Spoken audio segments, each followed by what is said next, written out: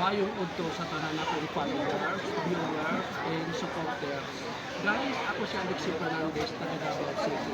Pero karon nga udto na ako sa Tuna Republic dinhi sa Butuan City. To be exact is na ako sa GC Aquino Avenue, Butuan City. Ang kining Tuna Republic is this is a local restaurant in Butuan City. Pero grabe ginadugog siya og tao. Daghan kayong customers diri. Actually nagpila mi, grabe. Nag 1 hour na mi nag-stop to kung sa daghan ka.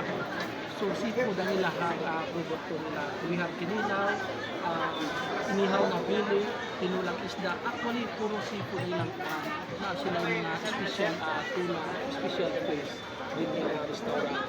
So I am invited